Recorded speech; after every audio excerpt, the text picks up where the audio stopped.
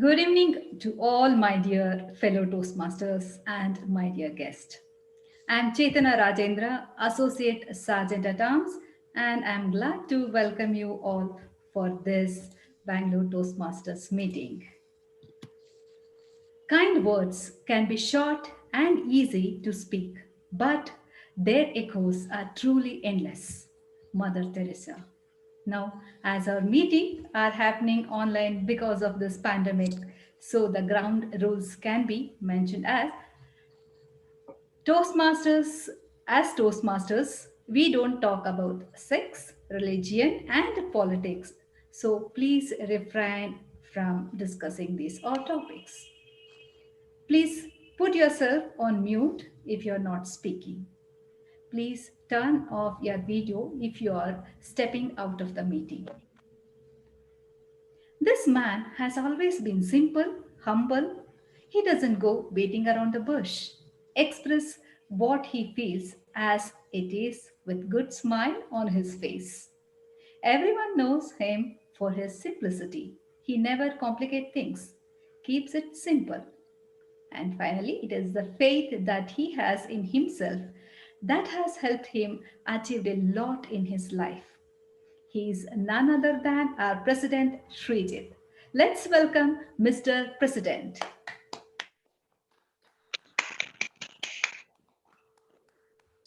Thank you, Toastmaster Chetna, for that wonderful introduction. My dear fellow Toastmasters and esteemed guests, a very good evening to each one of you. Good evening. Yes, thank you. I declare the meeting number 1293 opened. Today we could see a lot of guests from different part of this world. It's our privilege to host you this evening. I hope you all enjoy this evening with us. Thank you so much for joining this meeting. And dear members, I would request all of you to unmute yourself, give a thunderous applause for our guests. Welcoming our guests. Thank you so much.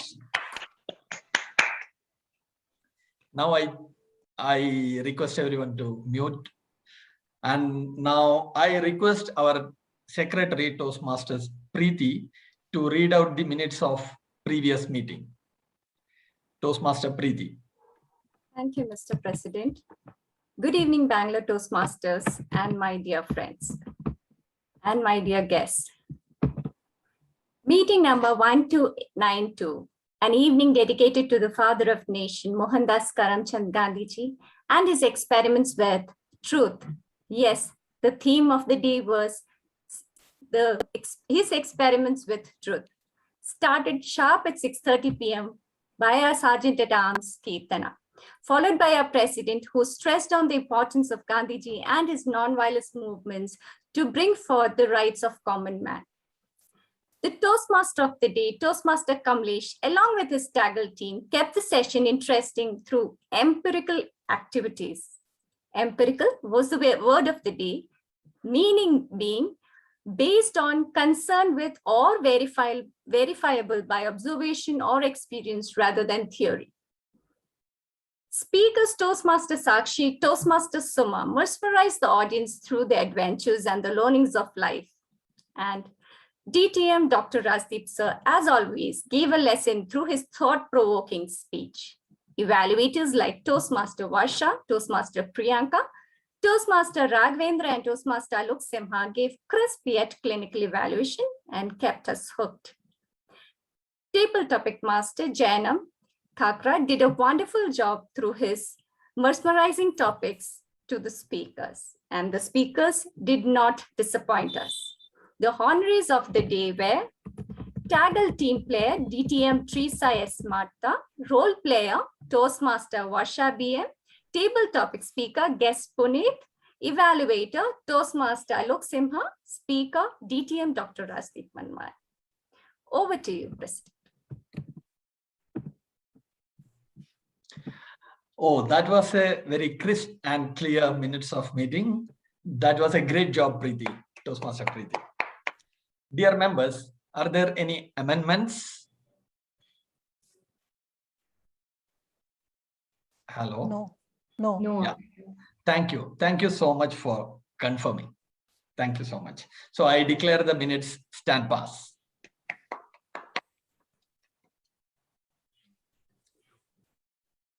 Atomic Habits.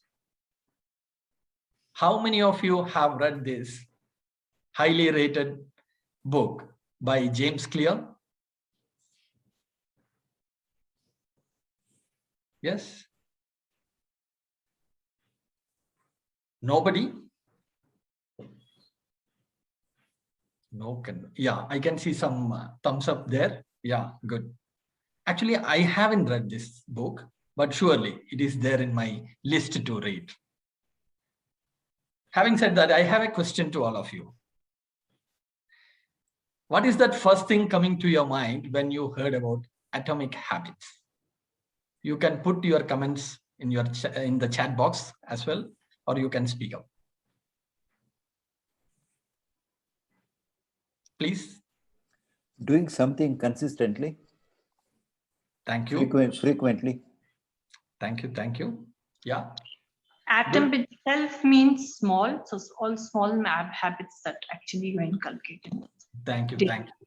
So I hope, yeah, my understanding also same. My understanding is that we make some small changes in our routine or habits, which make a huge impact in our life.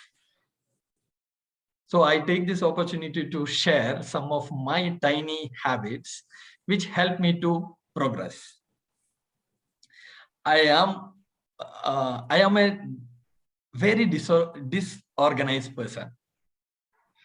I always forget where did I keep my bike keys. And in the morning, I spend a lot of hours together searching for it. Sometimes I find it in my pant pockets. Sometimes I find it in between the sofa's cushion. Sometimes I find it in my bag. Sometimes I find it on my bed. And even I found many times it on my bike itself. So during that time, one of my cousins showed me a video by T.T. Rangarajan. It says, everything has its place, or a place for everything and everything in its place. After seeing that video, I felt that video was really made for me. After that, I bought a key hanger and started practicing to keep that key on it whenever I enter the room. This is not something very big, right? It is very small. In the beginning, I had a lot of, maybe I couldn't make it, but now I'm not wasting no more time on searching my keys. That was a small, tiny habit which really helped me to save a lot of time and mental peace.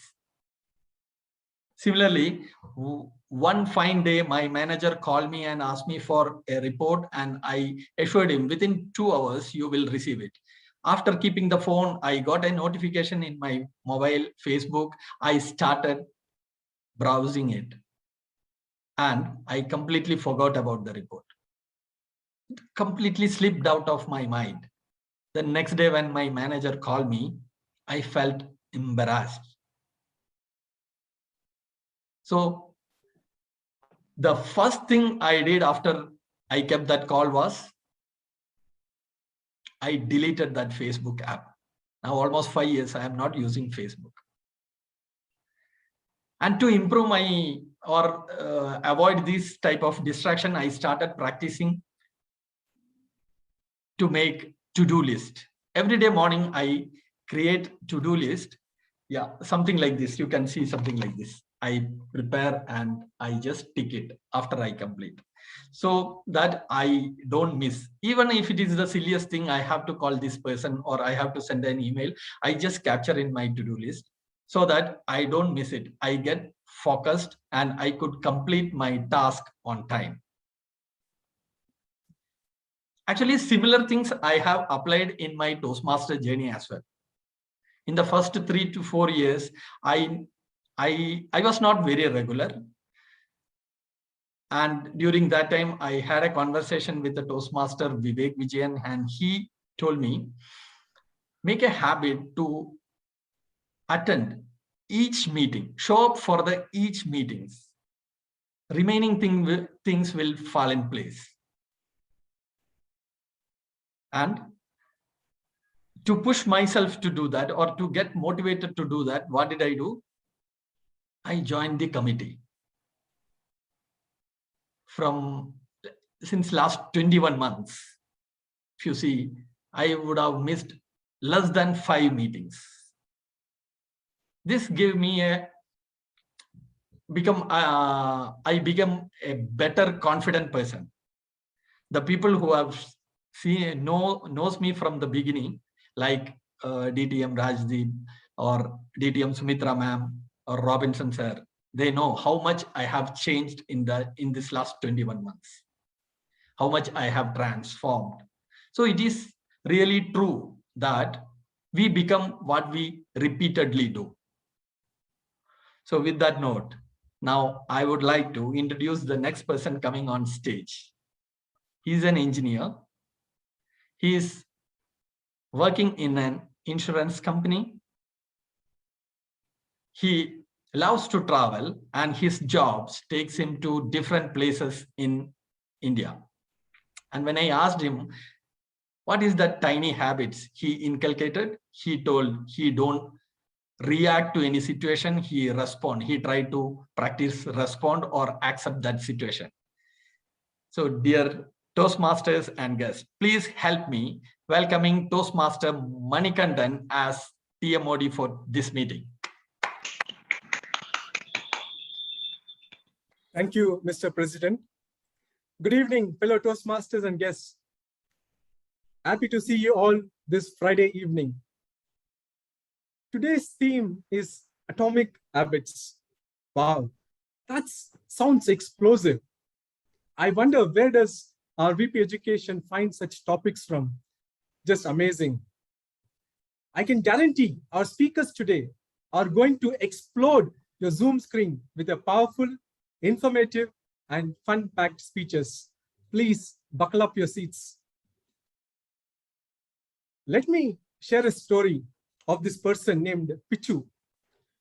Pichu completes his engineering and takes up a software job at the age of 25 years, which is very familiar story for all of us. What Pichu does different from his friends is, he starts investing rupees 5,000 every month in some financial instrument, which gave him a steady return of 10% per annum. Pichu is now 50 years old. What do you think his returns are? Please bring out your mathematics genius and type in your answer.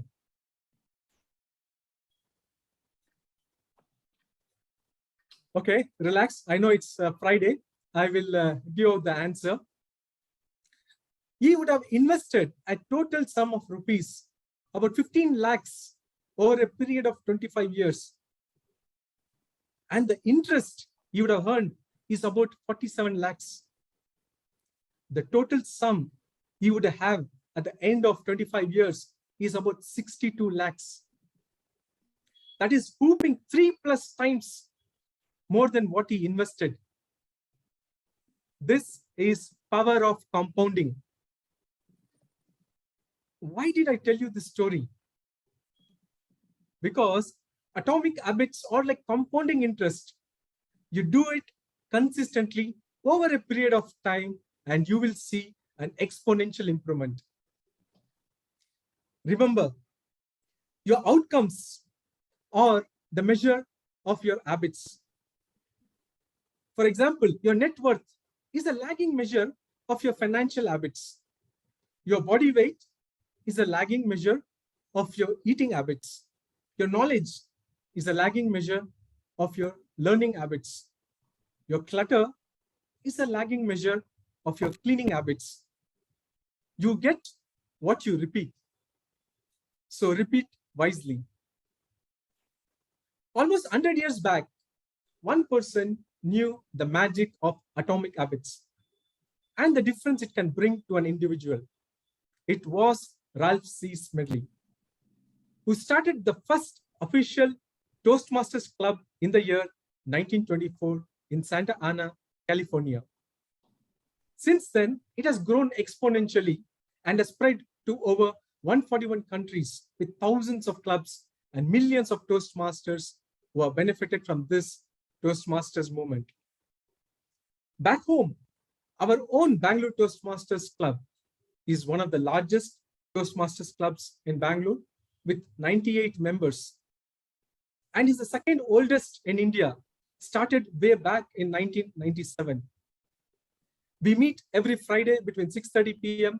to 8:30 p.m. If online, it's a Zoom meeting like today. And if it's offline, we meet at Ashirwad, St. Mark's Road, Bangalore. For the benefit of guests, a typical Toastmasters meeting has 3 sessions. Prepared speech. The members come prepared as per their chosen pathways and deliver their speech within their allotted time. And the next session is table topics. This is impromptu speaking where members are given a topic on the spot to speak. Today, we will not have table topics. Instead, we have an education session. And the last but very important one is the evaluation. For that session, we have seasoned Toastmasters who provide constructive and development-focused feedback. And to lead us through evaluation session, we have a Toastmaster who has taken up various leadership roles at club, area, and district levels. He is also a trustee of Vidyadhanam, an NGO which supports education of children in about 25 government schools in Kolar district, Karnataka. He says his atomic habit is getting up 4 a.m. every day and finish his dinner by 6:30 p.m. That's very rare for an Indian. I'm sure this is the reason behind his immense success at personal and professional life. Please welcome DTM Prakash Tamankar.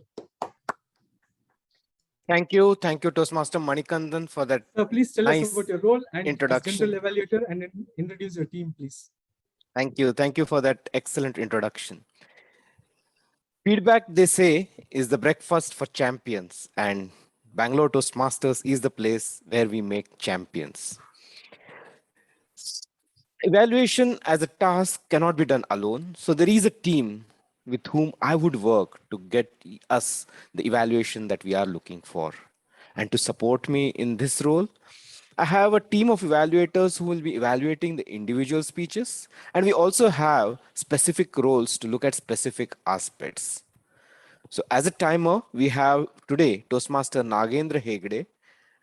Toastmaster Nagendra, can you please explain your role? Thank you, General Evaluator. Good evening, Toastmasters and guests. As a timer today, I will be timing the proceeding of the entire meeting, and I will also keep track of each speech and indicate the speaker about the time left. So for the speeches of 2 to 3 minutes, at 2 minutes, I will be showing orange color in my background, and at 3 minutes, I will show the red color in my background. Please. And for the prepared speeches of 5 to 7 minutes, at 5th minute, I will show the green card in my background, and at 6th minute, orange card, and at the end of 7th minute, I will show the red card. And for the evaluation, at 2 minutes, I will show the orange card, and at 3 minutes, I will show the red card. And at the end of the meeting, I will provide my report to the General Evaluator. Over to General Evaluator. Thank you. Thank you, Toastmaster Nagendra. In the role of the R counter, we have Toastmaster Suma. Toastmaster Suma, would you please explain the role? Yeah, sure. Good evening, fellow Toastmasters and honored guests. Today, my role as an accounter, I'll keep note of many times I used to use that, but now after stepping into the Toastmasters, it's a wonderful journey to avoid all those. And I would request all the speakers won't give me so much work. I think so. Then I'll make use of number of filler words and repeated words, as you know, like many words, and I'll submit my report at the end of the meeting to the evaluator. Thank you. Thank you, Toastmaster Suma. Toastmasters have a lot of habits, atomic habits, and that is built into an edifice. To explain more about it, may I call upon grammarian Toastmaster Abhirama. Thank you so much, ATM Prakash. A very good evening to all my dear fellow Toastmasters and guests. As the grammarian of today's meeting, I'll take notes of interesting usages of words, phrases, similes, metaphors, and all the good usages of the language. I'll also keep an eye on the not so good usages of the language. I'll come back with my report at the end of the meeting. Let me introduce the word of the day, which has already been introduced by Toastmaster Prakash, that is edifice. The word has two meanings. It can mean a structure or a building. It can also mean a complex set of beliefs. A good usage can be an act of violence. A single act of violence is enough to bring down the edifice of peace building. I request all of you to use the word of the day, and it's back to you, General Evaluator. Thank you, Toastmaster Abhirama, for explaining that role in a structured way. Next, let me call upon the listener, Toastmaster Vishal Vasant Kumar, to explain what he would do.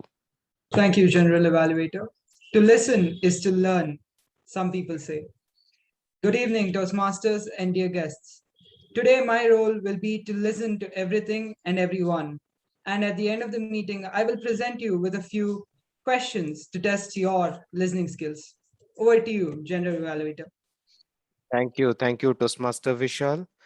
It's time again to continue with our meeting and wait to hear what everyone has to say. So it's back to our Toastmaster of the day, Toastmaster Manikanda.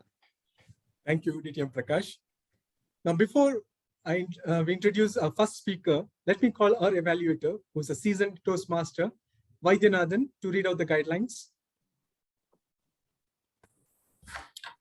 Thank you, Toastmaster Manikandan. So very good evening, Toastmasters. So the speaker is attempting a project, and the title of the project would be, the project is Managing Projects Successfully. And the purpose of the project is twofold. One is to practice developing a plan and fulfilling the plan with the help of her team. And the second purpose would be to give a short overview of the project. The timer, please note the time allotted is 5 to 7 minutes. It's over to Toastmaster of the day, Manikandan. Thank you, Vaidyanathan. Now, this speaker is ambitious and a go-getter, loves to talk, which is evident from the fact that she visits various online Toastmasters Club across the globe and keeps winning awards.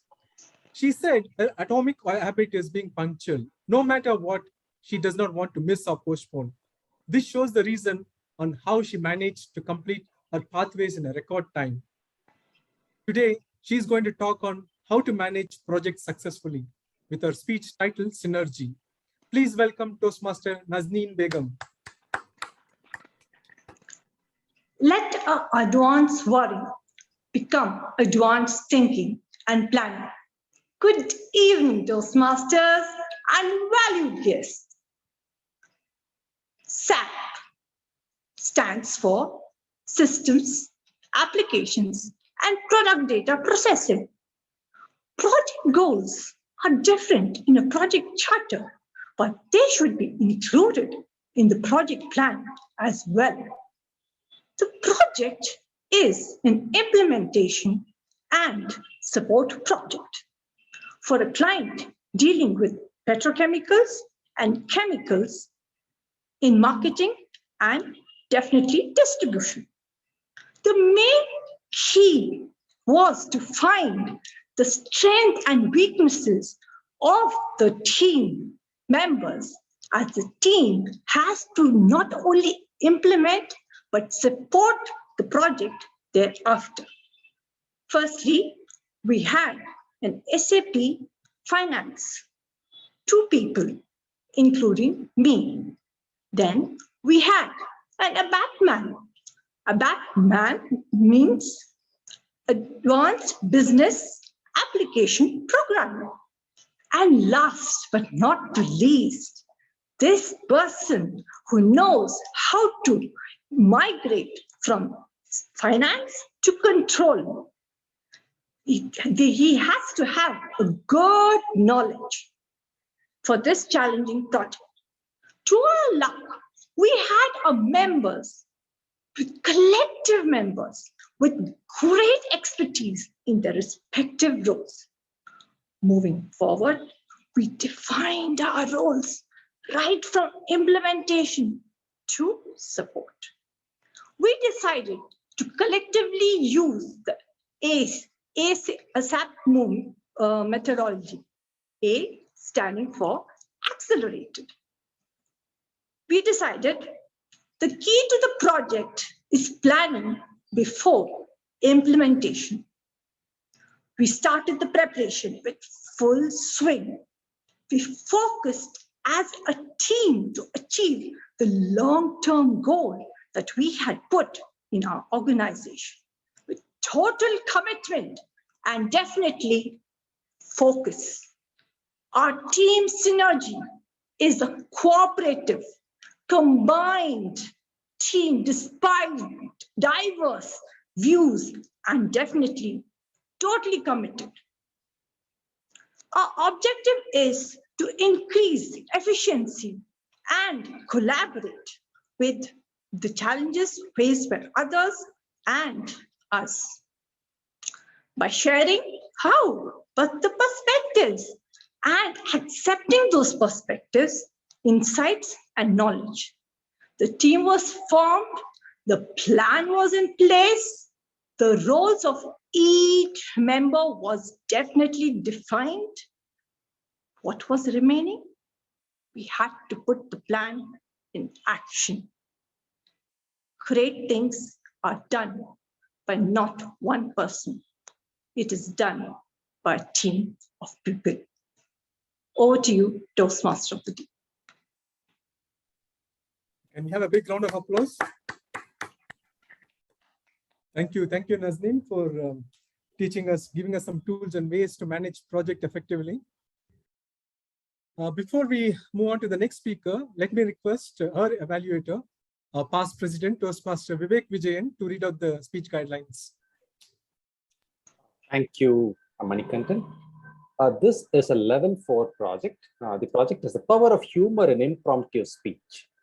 The purpose of this project is for the member to develop her method for giving impromptu speeches and practice adopting rehearsed stories during a presentation. And this is of, there will be 2 speeches here. This is very special today. There will be 2 speeches by the speaker, and it will be, both of them will be 2 to 3 minutes plus 2 to 3 minutes. All the best to the speaker. Back to you, Toastmaster of the Day. Thank you, Vivek. Now, this speaker, on every occasion, she reminds us that she is from Bangalore, beautiful coastal city, but settled in Bangalore. She loves long drive in an open jeep. She is a jovial person. She said her atomic habit is breathing exercise, which has reduced her anger. In fact, this has been certified by none other than her brave husband. Today, she is in great mood and giving us buy one, get one offer by giving 2 speeches. Please welcome DTM Theresa. Theresa, ma'am.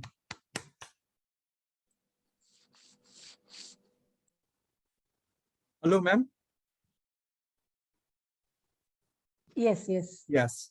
Your first impromptu speech topic is, you have started a new job and are asked to share something about yourself with your colleagues.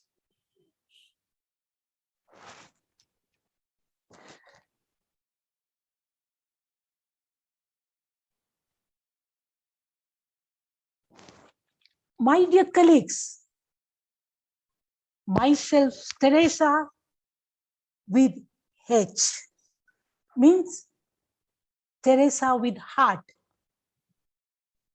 not Teresa, but Theresa.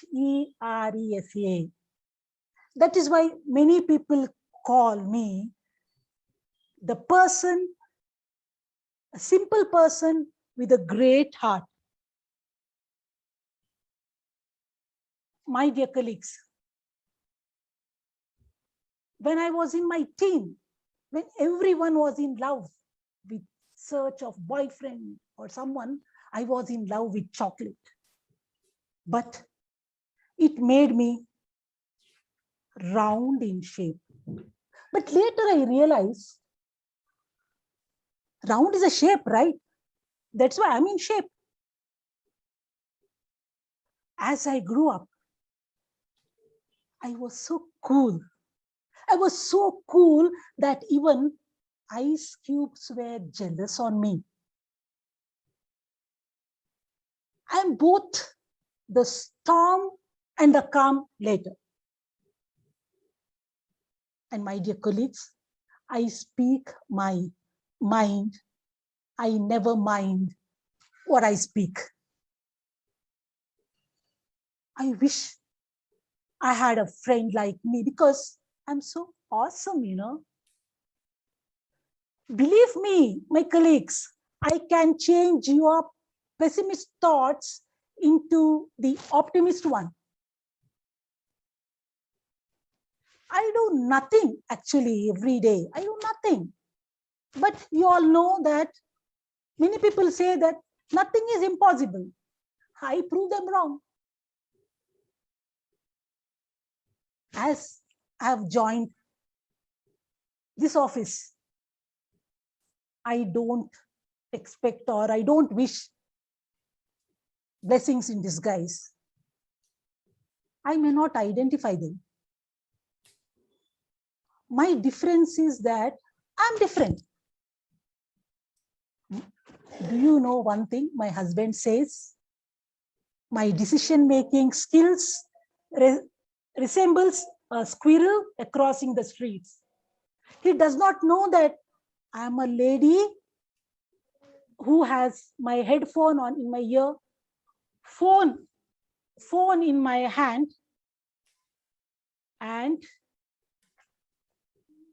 only one guy on my mind, that is my husband, Pat. Over to you, Toastmaster of the day. Yes, ma'am. We have the other set, the free offer is there. And the next topic is you have unexpectedly won an award or recognition. You are asked to say a few words.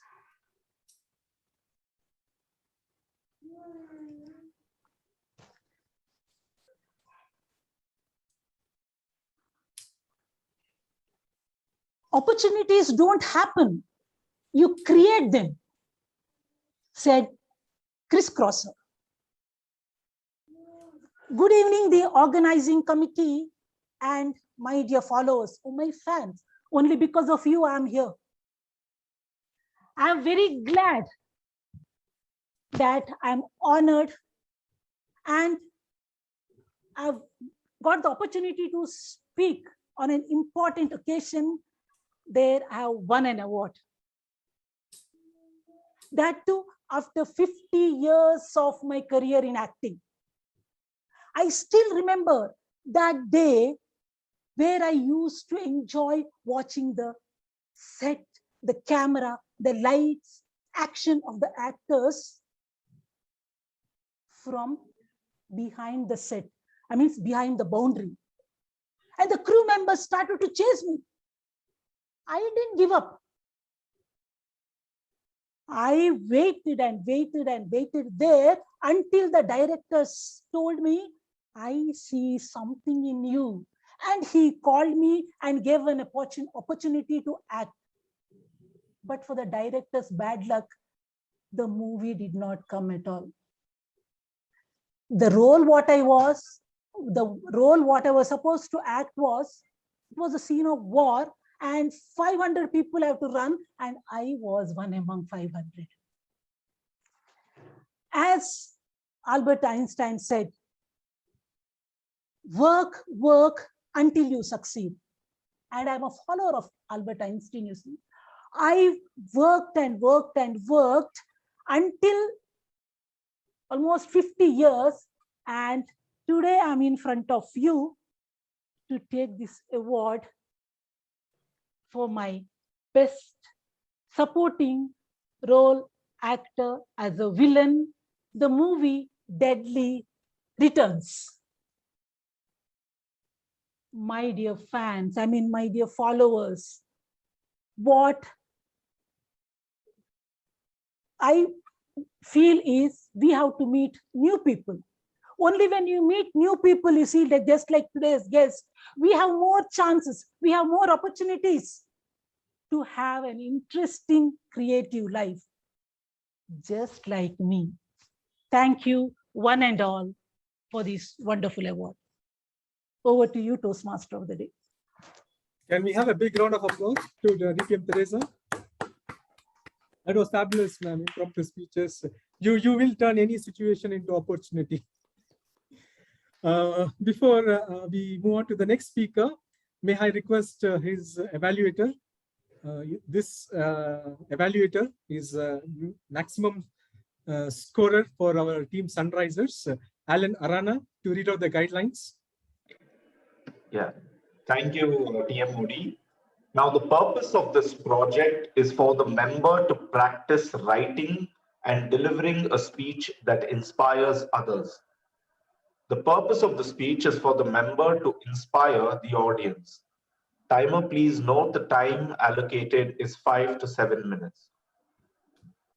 Over to the TMOD. Thank you, Alan. This speaker needs no introduction. In fact, he has introduced us to Toastmasters. He is one of the founding members of Bangalore Toastmasters Club, and he has been actively involved in all the club meetings for the last 25 years. He's always ready to help others without any expectation of returns. A true gentleman. Please welcome Toastmaster Robinson D'Souza for his speech titled 4-letter words that may change your world.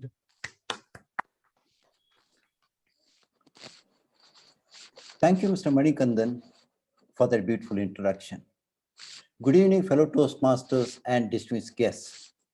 Sir Winston Churchill has said, "We make a living by what we get, but we make a life by what we give." I was working as a principal secretary to the government. One late evening at about 7 p.m., while I was in my office in Vidhan Saudha, a couple entered into my office. They were literally shivering. They were unable to speak. And their faces were engulfed with fear. I made them comfortable. And after some time, I learned their story. They were working for Accenture. The boy was from Bihar and the girl was from Gujarat. They had fallen in love and married. As they belonged to two different communities, their families did not approve their alliance. They came to know that Supari killers had reached Bangalore to eliminate them. Then they requested their employer, Accenture, for their relocation in the United States. Accenture acceded to their request, and then only they realized that the girl did not have a valid passport. On the next day, both of them literally ran to the passport office even before its doors were opened. And for the whole day they were in the office, meeting every person, every officer there, begging them to save their lives and to issue a passport. Till the doors were closed in the evening, they had no hope of getting the passport either on that day or in the near future. Then somebody, it seems, mentioned to them my name, and they rushed to Vidhan Saudha, where I was working. After observing their body language, the fear, and going through the records that they had brought, I realized that they were telling me the truth. What can I do in the night or even within one day, though I had helped several people to get the passports within certain reasonable time. But working for the government for nearly 40 years, I had learned one lesson. If you are willing And if you mind, nothing is impossible for any person. Suddenly, I recalled a statement made to me by one Jambunathan, a government officer about 2 years earlier. He had said, the passport officer was his classmate. And if I need any help, he will definitely help me. I tried to contact Jamuna. It took me considerable time. However, I got him, explained him in the situation, and told him, I trust these people. They are telling the truth. If you don't help them, they will be killed. 15 minutes later, Jamunathan came back to me to say, Sir, I have done the work. Please ask them to meet the passport officer tomorrow morning at 9 o'clock. He'll be waiting for them. India's culture is great. If one person helps another, that person will get back that help, or his children, or even his grandchildren. I had helped one Clement Singh in Bangalore Water Supply and Sewerage Board. One day, Toastmaster Rajdeep Manwani telephoned me to say that he was not getting potable water through the Kaveri pipeline. It was filthy, dirty, and smelling. I immediately contacted Clement Singh and requested to attend to this. Clement Singh urgently attended to that and came back to me to say, Sir, there was a mischief. Somebody had disconnected Kaveri water supply to Rajdeep's residence and had connected the water, connected sewage line to the drinking water line. Mr. Rajdeep, are you there? Am I audible, sir? Yes. What do you want to say about this incident? What is important for us in life is air, water, food. And that was so important for us because every day getting that filthy water, somebody wanting us to vacate that place so that they can buy that property. But thank God we got the property, and a very, very nicely constructed house by my father was saved from being sold. Thank you so much, sir. Thank you, Rajdeep.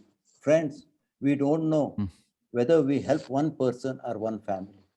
On 17, after a physical meeting in Ashirwad, another Toastmaster member came to me, Toastmaster Adi, and he posed a question to me, but I couldn't answer because there was no time for me to answer. Mr. Adi, are you there? Yes, sir. What was the question you posed to me? I posed a question which stated, how do you manage to find the time and how do you keep helping people? Thank you, Adi. Thank you, sir. Great opportunities to help people seldom come, but smaller ones surround us every day. In fact, on that day, on my way to the club meeting, I was waiting for a BTS bus to take me to the nearest metro station. The bus came. The moment the bus came, the crowd started to enter the bus. And I observed a person standing at the door, an old man. He was trying to get down, and the crowd was not allowing him to get down. Something had to be done at that moment.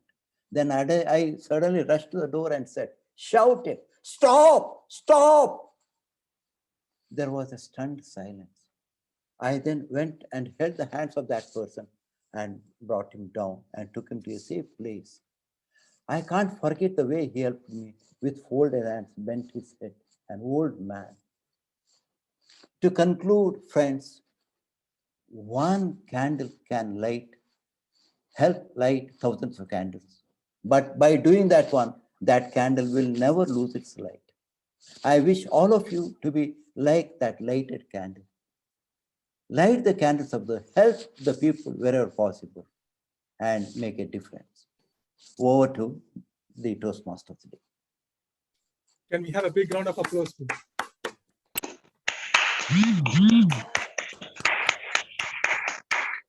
Sir, you have so many achievements to share. It is always an enriching experience to listen to you. Now, with this, we come to the conclusion of our prepared speeches. Before we moving on, you must have received the link to vote for the best speaker. Please do open the link and vote. Give your vote. The voting code is 1293.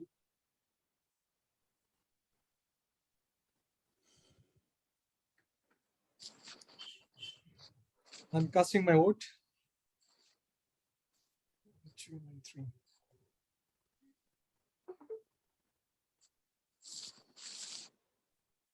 Okay. So now we don't have table topics, as I said, but before our education session, let's finish our evaluation round. For that, I would invite back DTM Prakash. Thank you, Toastmaster of the Day, Toastmaster Manikandan. Let's start the evaluation session. May I request our timer, Toastmaster Nagendra, to please give out the time taken by the individual speakers first. Sure, sir. Toastmaster Nazneen has spoken for 3 minutes and 30 seconds. Toastmaster Theresa has spoken 3 minutes for first speech and 2 minutes 50 seconds for the second speech. Toastmaster Robinson, sir, has taken exactly 7 minutes. Over to you, General Evaluator. Thank you, Toastmaster Nagendra. It's time to look at the individual speeches and their evaluations. We had the Dynamic Leadership Level 4 elective speech, Managing Projects Effectively from Toastmaster Nazneen. And to evaluate that speech, we have Toastmaster Vaidyanathan. Toastmaster Vaidyanathan, over to you. Thank you, G. Prakash. My dear Toastmasters, very good evening. The speaker was attempting a speech which is basically managing projects successfully. So let us see how exactly the speaker fared in this particular project.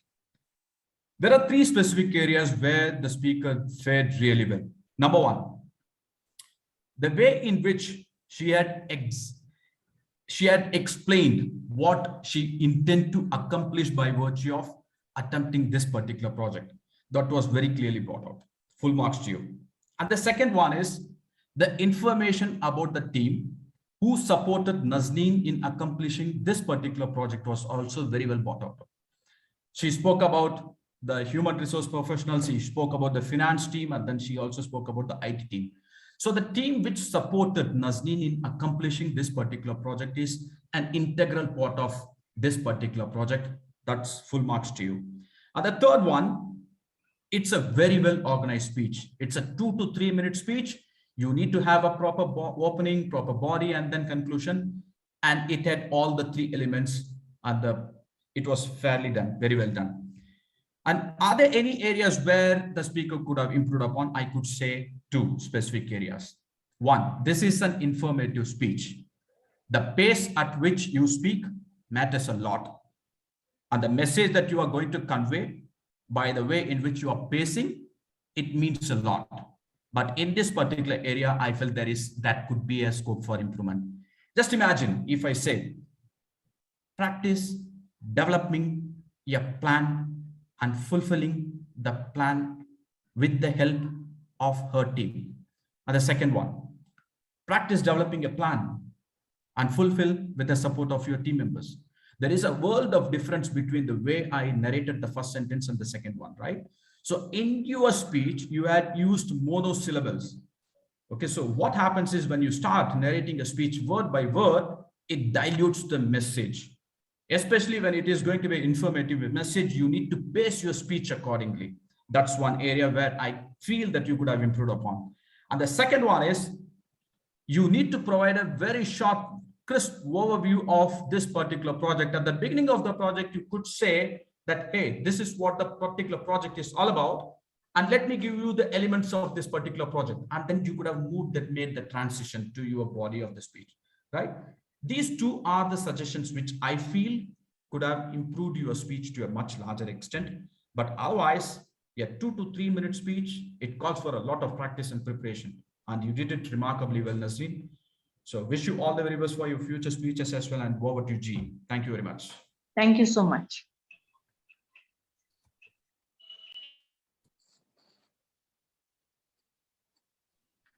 Prakash sir, you are on mute.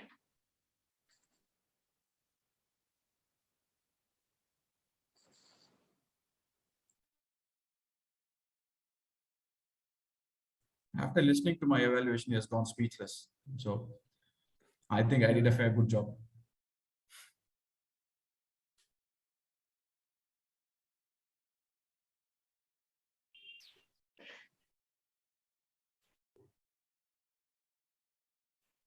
Maybe in the interest of time, can we go to the next evaluator? Evaluate Vivek, can you give your evaluation? Thanks so much. Thanks so much, Manikandan.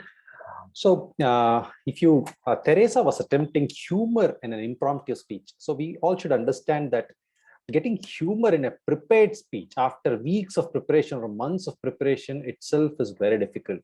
Now, to get impromptu humor in impromptu speech is a nightmare by itself. So this was really difficult.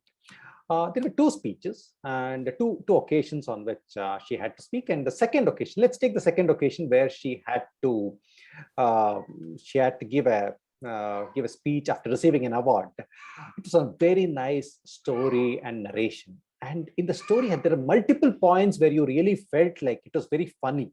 And I must say that it was work of a genius for that matter, in multiple places where really we felt like it was very nice.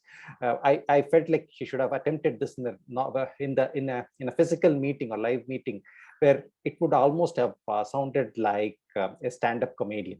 And it was not just humor alone, but at the end there was a tale, or there was a takeaway of perseverance and a never say die attitude, etc. So in 3 minutes, like 2 minutes 50 seconds, everything was packed. That was perfect. It's a way to do a short humorous speech. So what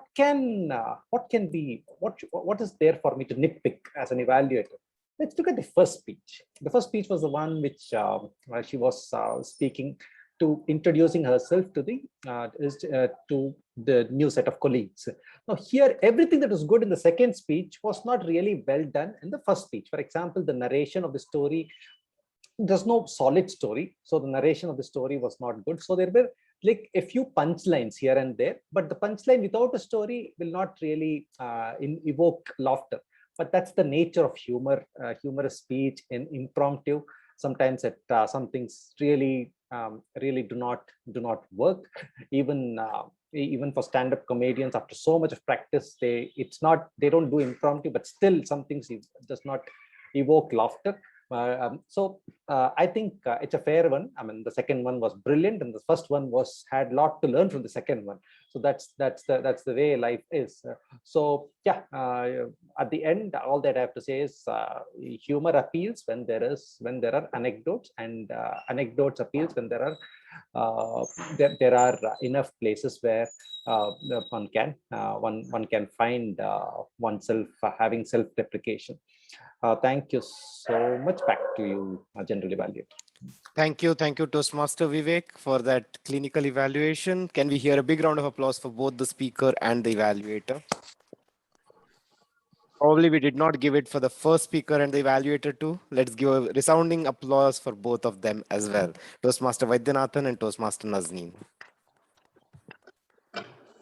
The third speech was on effective coaching by Toastmaster Robinson D'Souza and being evaluated by Toastmaster Elan. Toastmaster Elan, over to you. Good evening, fellow Toastmasters, guests, and Toastmaster Robinson D'Souza in particular. Today, you delivered a speech. First, I'll start with the purpose of the project. Now, the purpose of the project is for the speaker to practice writing and delivering a speech that inspires the others. By others, we mean the audience. Mr. Robinson D'Souza, I must say that inspiring stories of helping others are inspiring enough. But they are even more inspiring when they are personal stories of you helping others. And to take it a notch further, it's personal stories of you helping others, and many of whom are present in this meeting today. So kudos to you for that. The other important and amazing aspect of your speech was the fact that you engaged the audience, and you did it very innovatively by engaging those members who you actually helped. And that added a very interesting dimension to your story and made it interesting and inspiring.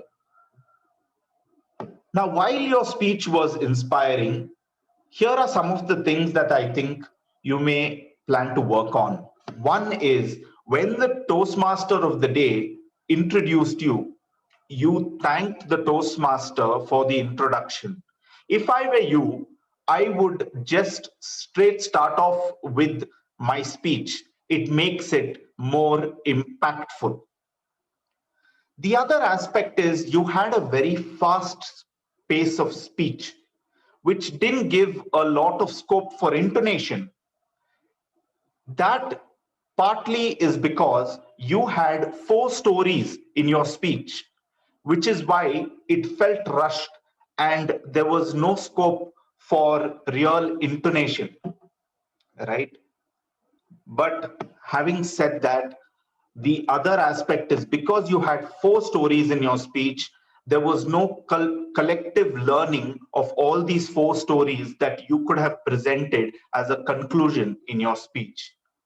But I must say this, overall, Mr. Robinson D'Souza, I felt your speech was very, very inspiring, like the inspiring figure that you are. Look forward to more inspiring speeches from you. Over to the general evaluator. Thank you, Toastmaster Alan, for the detailed evaluation. Can we hear a big round of applause for both the speaker and the evaluator? To all the evaluators in general, I have a request. Please make sure that we always present the evaluation as our personal opinion rather than presenting it as something in general. Second request is to make sure that we refer to specific aspects which the speaker can improve upon and help them improve with motivation. With those couple of suggestions, let's get back into the rest of the evaluation. We started the meeting bang on time at 6:30 p.m. Toastmaster Kirtana was, our Sergeant at Arms was always there ahead of time, making sure that we are all ready to start the meeting on time by giving those initial hints, 5 minutes to go, 2 minutes to go. That was very well done. And right on time, we had our Associate Sergeant at Arms, Toastmaster Chetana, coming in and starting the meeting with all the details that we really require as a Sergeant at Arms to be telling the audience, welcoming the guests, making sure that the rules are known, and of all the things, making sure that everyone in the audience feels welcome and comfortable with the tone of voice. What I would have loved, Toastmasters Chetana, would have been a little more energy in your voice, which would have brought that strength throughout the meeting. That said, I really liked the way you started on time and made sure that we knew all that we needed to do and introduced the president quite well. What do we give her for doing such a wonderful job?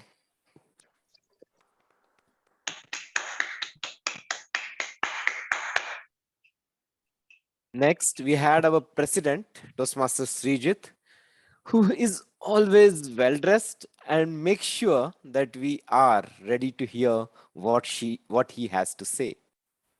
His atomic habits, which were really personal, whether it was the key hanger or the to-do list or the fact that he joined the committee to attend the club meetings regularly, were something that I have seen help him transform. One small suggestion to make sure that he transforms his speeches to get better would be to take an atomic action again to improve on grammar, because that will take your impact from where it is to the next level. Let's give our president, Toastmaster Srijit, a big round of applause.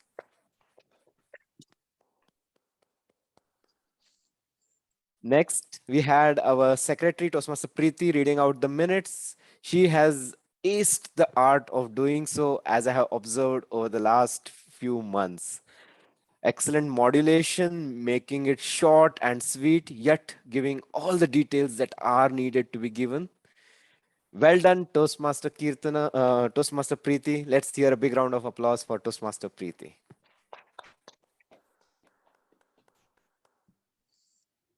And what do I say about our Toastmaster of the day? Before I say about him, may I request all of you to give your evaluation of the evaluators. The link is available in the WhatsApp group. The voting code is 1293. I repeat, 1293. Please give your vote for the best evaluator. I'll give 5 seconds for you to do so.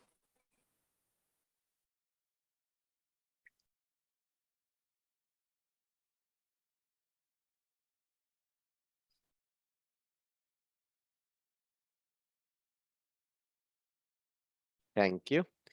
Our Toastmaster of the day made sure that the meeting was held together as it should be all the time, and that he made by doing the preparation that he did. I remember the conversation I had with him yesterday to make sure that he knows enough about me and is able to introduce me the best way he can. I'm sure he has put similar effort to make sure he knows enough about each of the speakers today and is able to introduce them so well. He covered all that was required in the beginning, making sure that he gave a story for us about the theme. He made sure that we knew about the Toastmasters movement as well as the history of Bangalore Toastmasters. Made sure also that we knew how the meeting would be conducted and then conducted it with elan. His comebacks were something that I really liked.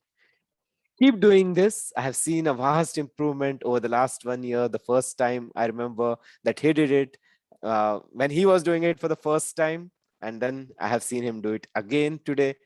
A huge improvement from then to today, and keep that going with your practice at Toastmasters. Let's hear a big round of applause for our Toastmaster of the day today, Toastmaster Manikandan.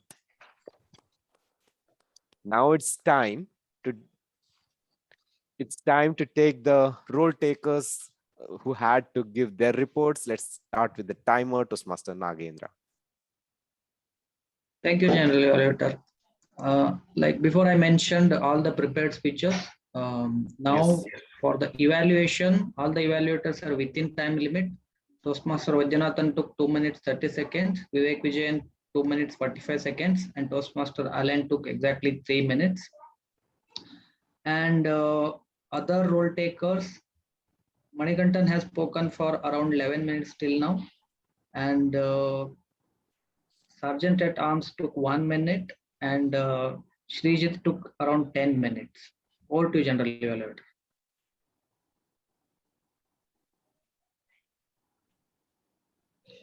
Prakash sir, you're on mute. Let's hear a big round of applause for our timer, Toastmaster Nagendra, for that detailed timer evaluation. Let me call upon our counter, Toastmaster Suma. All the speakers made my day very easy, and I have only two role takers, TM Modi Madikattan sir and Vivek sir repeated us many times. So that's it. I think they will rock later. Thank you. Thank you. Thank you. Thank you, Toastmaster Suma, for keeping it very short and succinct. Let's hear a big round of applause for her. Let me call upon the grammarian, Toastmaster Abhirama. Thank you so much, General Evaluator. A very good evening to all of you once again. There were so many good usages of the English language in today's meeting. Looks like it is an atomic habit of all our speakers and role takers. A few of them that were noteworthy were: outcomes are a measure of your habits. I speak my mind and I never mind what I speak. You make a living by what you get. You make a life by what you give. There were many such good usages.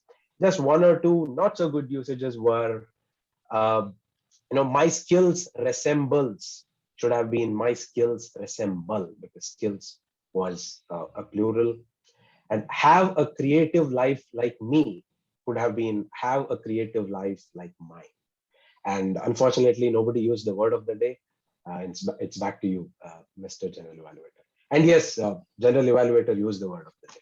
Thank you. Thank you, Toastmaster Abhirama, for being so noticeable. I'm sure Toastmasters edifies works just because we have all these role takers doing it quite well. It is encouraged to use the word of the day. Probably doing something more on that front, maybe something we can think for the future. Next, may I call upon our listener, Toastmaster Vishal, to go ahead with his questions. Hello again, everyone. Let's dive right into the questions. In Toastmaster Nazneen's speech, what was the first objective of her team?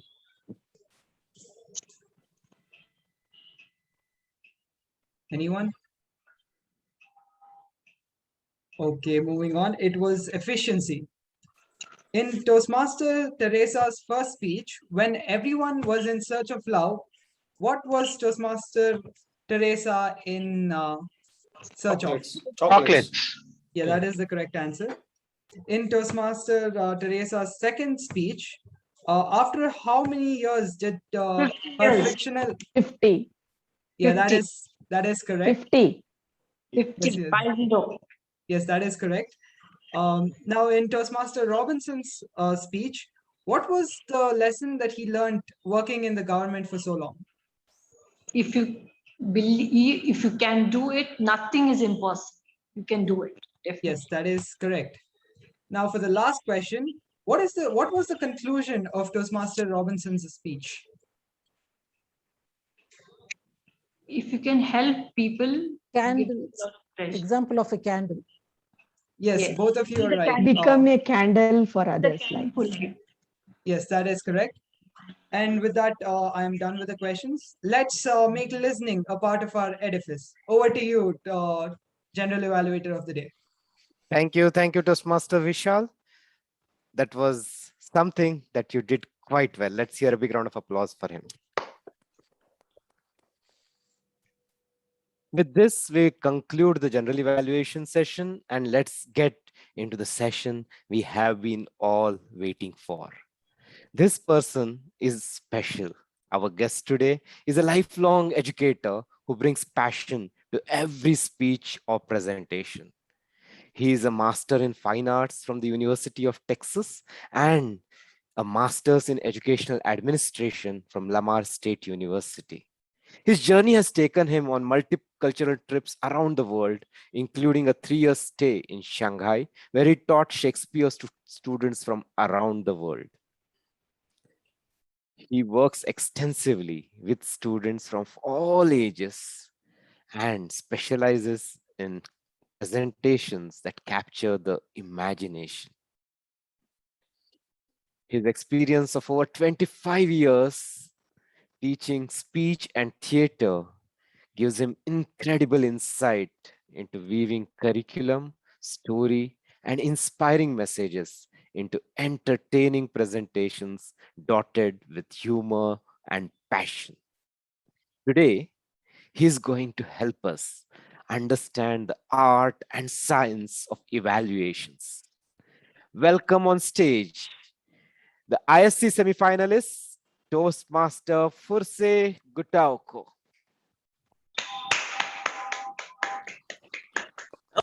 Oh, Bangalore Toastmasters. Hey, let's get right to it. Let's go ahead and turn on our cameras, and we're going to get started with a math quiz. So turn on your cameras, turn on your microphones, and get ready to do some math.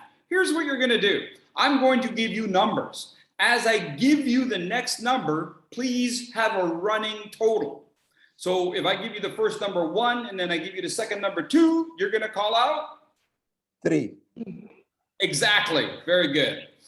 So the first number is 0, and then I add 1,000. 1,000. 2,000. 10,000. 1,001. 1,000. 10,000. 1,000. Okay, we're going to start again. We're going to start with 0 and add 1,000. 1,000. 1,000. 40. 1,040. 1,041. 1,000. 2040. 30. 2070. 2070. 1,000. 3070. 3070. 20. 3090. 0. 1,000. 4090. 1,070. 10. 5,000. 5,000. 4,100. 100. 4,100. 5,000. 4,100. Right. Right. If we add up those numbers, we don't go to 5,000. So well done, 4,100. But why did we go to 5,000? We went to 5,000 because of reflex, didn't we? We go there because of reflex, because we're so used to doing it. Isn't that what happens with our evaluations, my friends? We sort of get caught in a groove, or am I in a rut? Am I in a groove or in a rut? We get used to imagining that we know exactly what's going to happen, and we get caught in this rhythm. I'm here to say today, we need to find a different system. We keep losing members left and right. How do we keep them? We must engage them with evaluations. We must make evaluations personal. Today, let us look at both the calculated, scientific way to look at evaluations and the more qualitative, artistic and subjective view of evaluations. We must put our evaluations within the context of what our members need from Toastmasters. Everybody comes to Toastmasters for different reasons. I understand most people say it's because of public speaking, but we have different applications for it, don't we? Right? What Nagesh gets out of Toastmasters is different from Kirtana or Kirtana. I'm sorry about that, SAA. I probably just totally messed up your name. And that's different from what Mani Kandan is going to use with his skills that he gets out of Toastmasters. So we have to take the information and put it into context. Allow me to volunteer someone.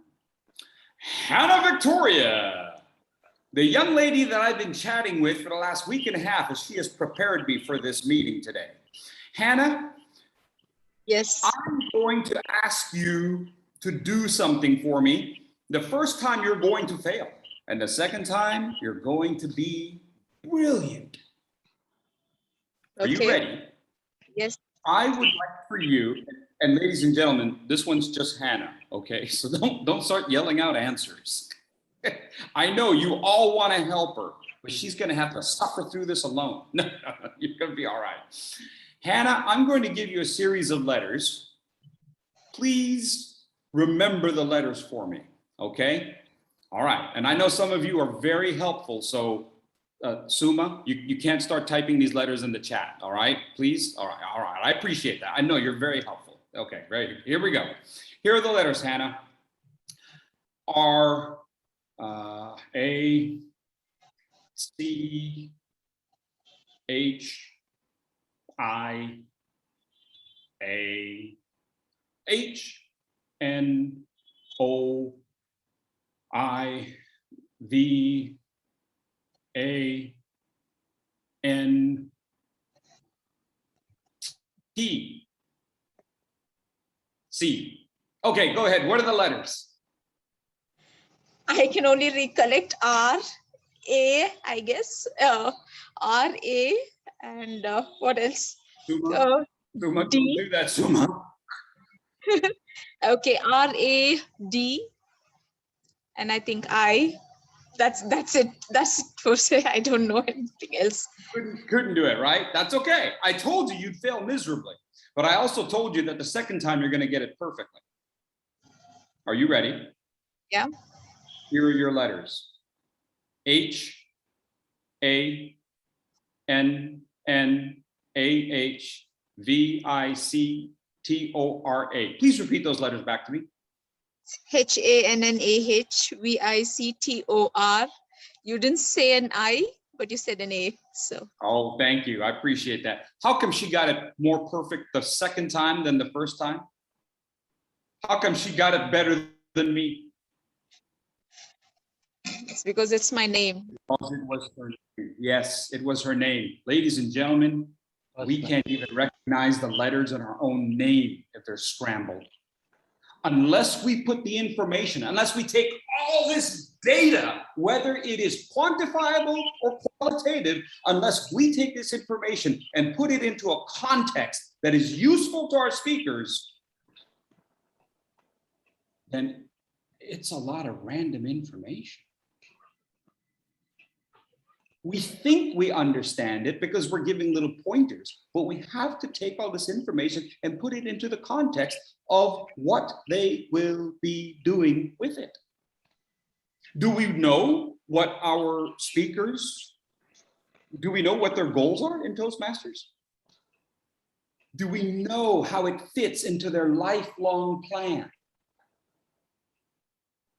I know we think about these projects within pathways, but you on one pathway and me in the same pathway, that's not the same. It's not the same. And so we have to make it unique. We have to make it specific. We have to make it individual. And this is hard because these TI evaluations are generic. They are as generic as white rice. It's like, really? So we have to do a better job, us, and that's what we're going to look at today. So let's take a look at the evaluations. I did ask all of you to have an evaluation. You're going to be using it, and you're actually going to do an evaluation here in just a moment. So let's take...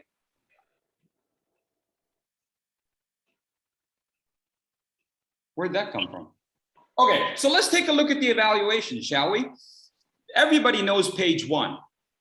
I'm going to tell you something about page 1. Let's look at page 2. You see page 2? Everybody's looking at page 2 now, right? Put things on page 1 that are not on page 2. Let me say that again. Put things on page 1 that are not on page 2. There are so many things we could be talking about. Why would you repeat the same things on page 1 as page 2? You're probably going to repeat some, but I challenge you to put things on page 1 that are not on page 2. Now, we also see where it says, list things that they're good at. I recommend that these are the things that you want them to do again in their very next speech, and again on the following speech, and again on the next speech. Like, hey, you have great energy. You want them to keep doing that. The second part, things that they could improve on, right? Please work on.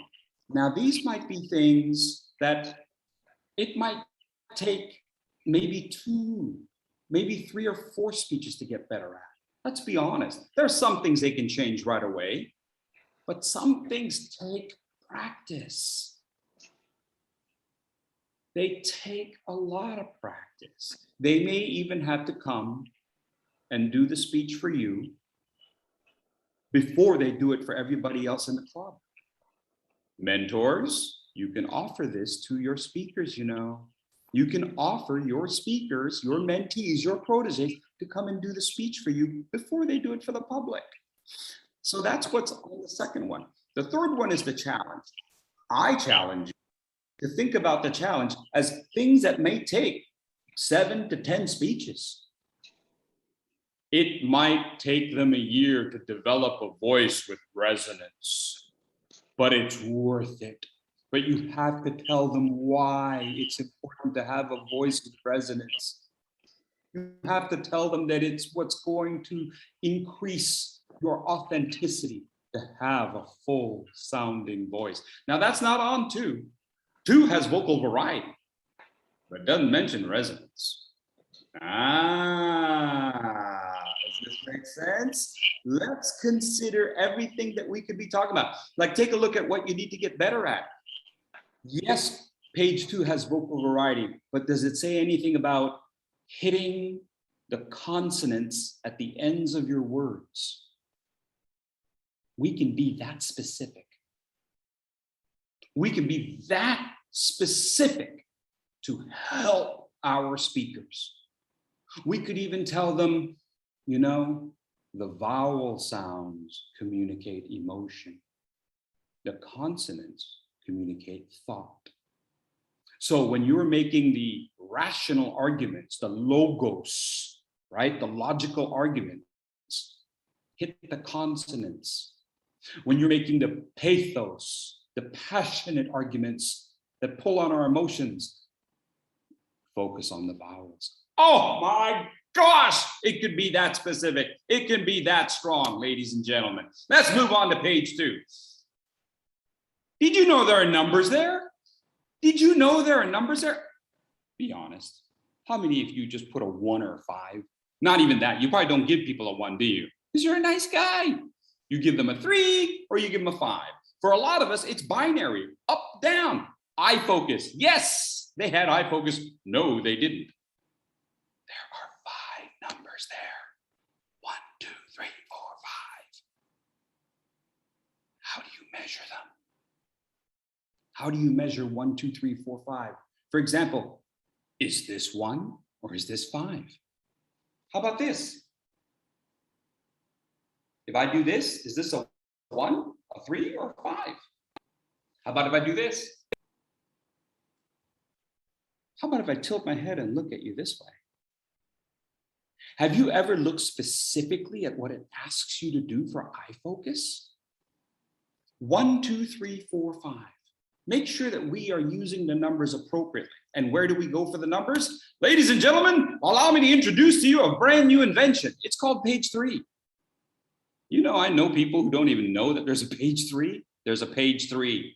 Turn to page 1, 2, page 3. I know you probably don't print it out because it wastes toner. And we all know toner is expensive, right? Page 3. Look at this, ladies and gentlemen. 1, 2, 3, 4, 5 on each of these categories. I know you know what the categories are, but do you really know what 1, 2, 3, 4, 5 are? Let's take, for example, gestures. Allow me to adjust. Don't worry, I got pants on. Okay, so what's this? When somebody gestures like this, those of you who know me, you know what I call this, right? Forklift. Beep, beep, beep, beep, beep. I'm going to deliver a message to you, right? We should all have to do one of those CAPTCHAs. I am not a robot. Does this make sense? Is this gesture a 1, a 2, a 3, a 4, a 5? How about if my gestures do this? Better? What happens when my gestures do this? And I'm gesturing, but only once in a while do you see my hands coming back into the frame because I'm gesturing off frame. But I have all these great gestures, but they keep going out of frame. What do you give that? Where do you place that on 1, 2, 3, 4, or 5? What happens if my gestures are here, but I'm able to do this? A 1, 2, 3, 4, 5. Am I timing my gestures with my statements? Am I repeating my gestures when I use my theme? That's what we can do. Are we giving any extra credit for somebody who can refer backwards? Because we always forget that we can gesture backwards. Even on Zoom, this is how we take a 2-dimensional thing called Zoom and we can make it 3-dimensional. Yes, we tell them to stand, but we tell them why they can stand. By the way, we can stand, you know, when we do our speeches. We should stand, and we should tell our speakers that. And when we do our evaluations, we should do the same. I know, that's like I'm standing on a soapbox and I'm being really bossy, but it's true. If we want to get better, then let's not fall into mediocrity. Let's stop sitting on 3 and move towards 5. Let's take a look at this. Things that we can put in 1. Your vulnerability showed how deeply you cared. That's nowhere on page 2, but we can put that on page 1, where we give each other credit for having vulnerability and showing deep emotions. How about this one? Excellent job of speaking to us, not at us. Does that make sense? Yeah? No one wants to keep somebody pounding at you, because then if we really wanted to do that, I'd go home and listen to my mother-in-law. I probably just insulted somebody, didn't I? Nagendra, I'm sorry. Did I insult your mother-in-law? My apologies. Some of you laughed. Prakash is laughing. You're not supposed to laugh, man. I think your mother-in-law's watching. Just saying. How about this one? You have a good warmth towards your audience. Can't we tell people that? Can't we say that to people? It's not on page 2, not even on page 3. How about this one? Where would you put that one?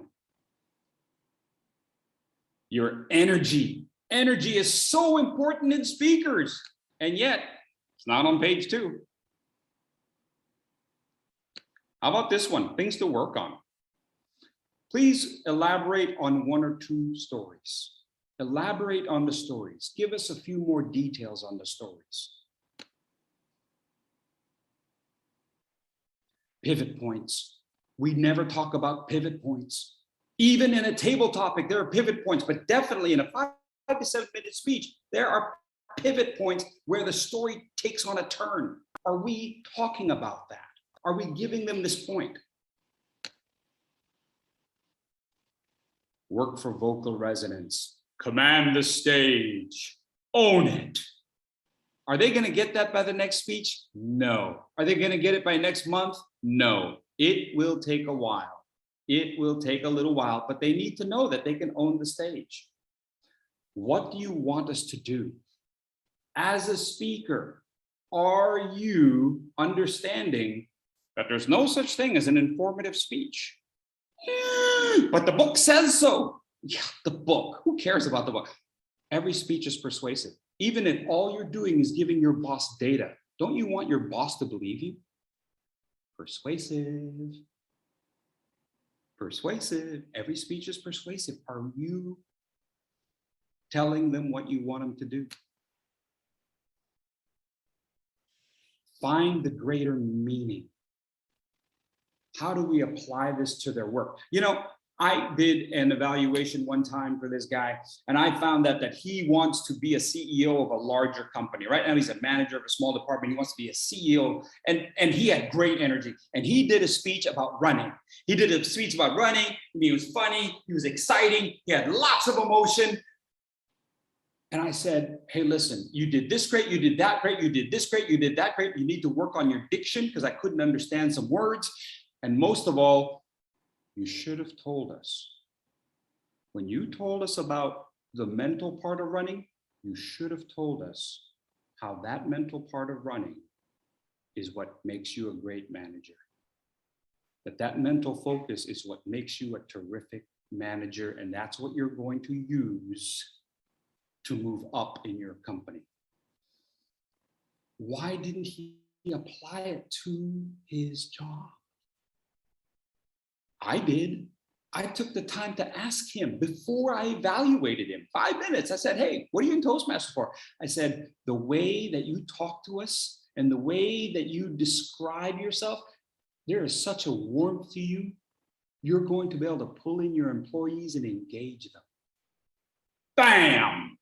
This is how we engage each other. This is how we keep people in Toastmasters, by letting them know that we're going to affirm their value. This is critical. Let's take a look at this. Gestures. 1, 2, 3, 4, 5, as I mentioned earlier. Take a look at 1, distracting gestures. Okay, so most times we don't have distracting gestures, but take a look at 5. Fully integrates physical gestures with content to deliver an exemplary speech. What's an exemplary speech?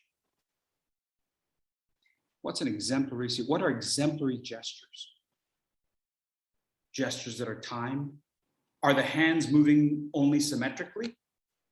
Or have they learned how to have asymmetrical gestures? You know, the left hand's doing one thing and the right hand's doing something else. Are there different rhythms to the gestures? Are the gestures always the same exact rhythm? Because if they're the same exact rhythm, after a while, the audience is going to understand that it's the same rhythm. What happens when an audience knows what's going to happen next? What happens when you know what's going to happen next in a movie? You start looking at your phone. Right? The moment the audience knows what's coming next, they tune you out. And they don't even have to think of it rationally. Sometimes it's very subliminal. Take a look at eye contact. Oh, no, that's not what I have next. Interest. How are we constructing speeches that hold the interest of our audience? Here's a thought. Don't do it in chronological order. Beginning to end is not always the best way to do a speech. Sometimes it's the most tedious thing you could possibly listen to. Let's be honest. When we do icebreakers, do they really have to be in chronological order? When we talk about something that we did as leaders, does it always have to be in chronological order? Couldn't we organize it by theme? Couldn't we organize it from challenge to success? There's so many ways of organizing our speeches. Why are we doing it in chronological order? Are we using better figures of speech to keep the interest of our audience? We must have higher forms of language. It's such a beautiful thing to have language. Are we really helping each other there? Are we giving them feedback on the number of times they use a particular word, which is a crutch word, not and and so, but there are other words that we use that are crutch words to individuals. And are we challenging our speakers to use a different word? Like when they use the word really, it's really good. Isn't there a better word than really good? Couldn't we say it was exemplary? That food tasted really good. Couldn't you say that food was superb? Let's help each other. Let's really look and see and hear everything so that we can give each other the best feedback. Let's be the best listeners and the best watchers we can. I'm now going to give you a speech. Well, no, I apologize. I will not give you the speech. My friend, Tom, is going to give you a speech. His name is Tom Morrow. Tom Morrow has just opened up a restaurant. And he has trouble speaking to his customers. So I asked Tom to come out here and give us a 1-minute speech. I will then take volunteers who will give me a 30-second evaluation. Evaluators, you're going to choose one segment from the evaluation sheet. So don't open it all up. Just look at one category. Gestures, eye focus, interest, voice, one of them. Give me 30 seconds. Give me 1 or 2 points about things that they did well, that Tom did well, 1 or 2 points that Tom can work on. All right, everybody understand the game rules? Okay, so Tom's gonna give a 1-minute speech. You're going to choose one of the categories out of the evaluation form from Toastmasters International. You're gonna give one section, that's all. Give me 15 seconds of things that they did well, give me 15 seconds of how they could be better. And remember, Tom is opening up a restaurant, but he's too shy to speak to the customers. All right, please welcome Tom Morrow. Put your hands together.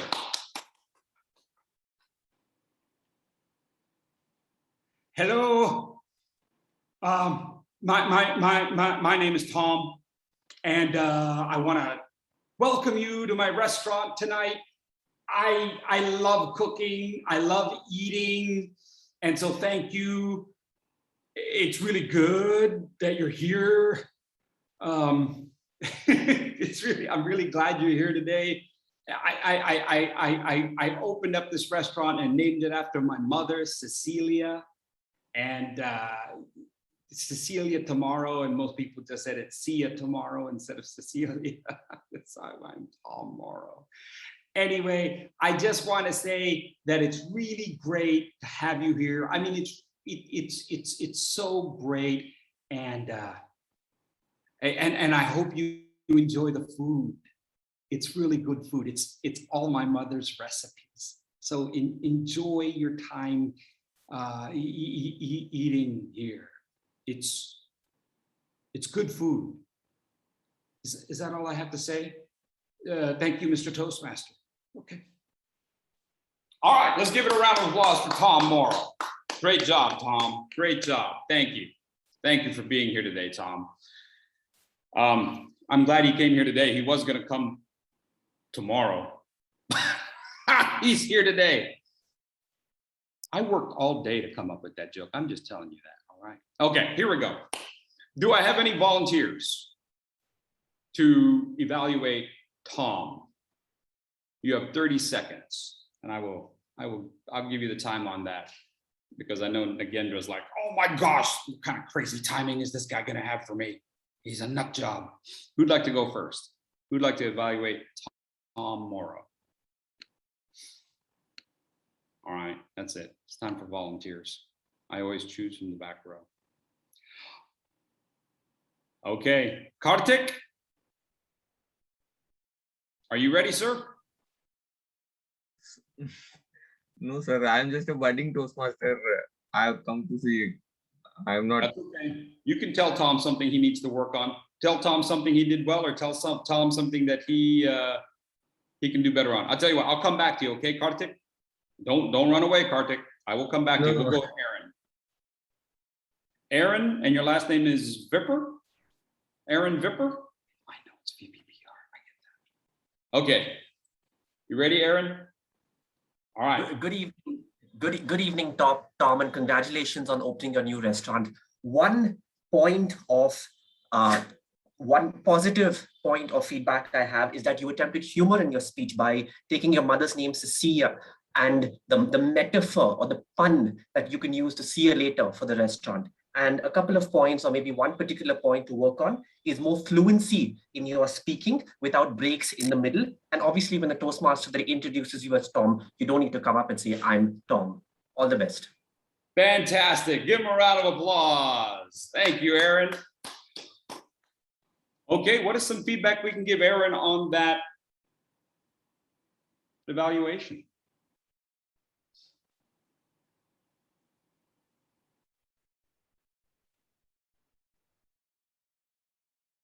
Did you hear that? I think I heard crickets. Aaron, thank you very much. Good energy. I know it's hard to get anything done within 30 seconds. I liked how you mentioned about the Cecilia. You focused on the content, and there's nothing wrong with having content. How else, if you had a second shot at it, how else would you talk to Tom to make sure that he came back and did this again? Because obviously Tom's not real comfortable up there. So I'd say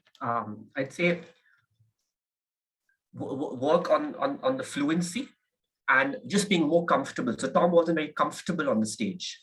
Even when he was concluding, he said, is that all that I need to say? Back to you, Toastmaster of the day. So I just work on being more confident and fluent on the stage and know your time and own it. Good. How do we get people to be more confident? Because I found myself in that very same thing. Be more confident, but what can we tell them to be more confident? Any thoughts? Be yourself.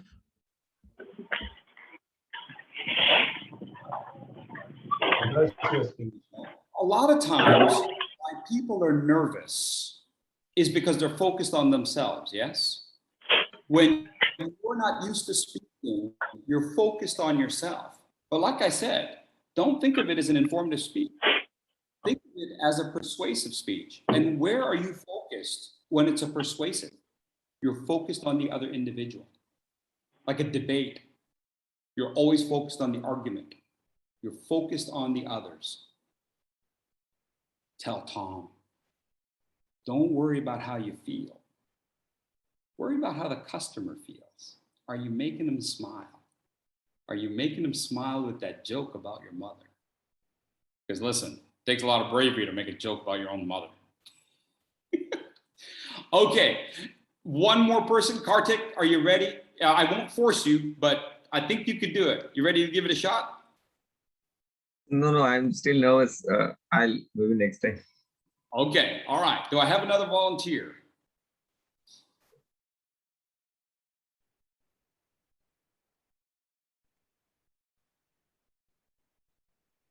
Nagesh, are you there?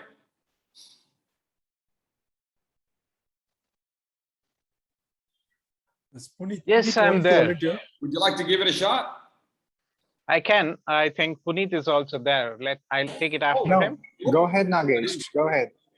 Okay, Nagesh, it's yours. Okay, I was mostly focusing on what's coming out of Tom's mouth. What is he trying to say to his customer? From the looking at the evaluation parameters on page 2, I was more focused on how confident he is. You said it has to be persuasive. I felt he was not confident looking at the tone and the tenor that he had. He was very, very nervous because his words were repetitive. I, my. Good. So I felt that he has to work on his delivery more than anything Good. else And to be confident. I'm going to hold you there because we only have 30 seconds because timer's I'm giving done. me the. I'm Excellent. Thank you very much. I appreciate that. Thank you, Nagesh.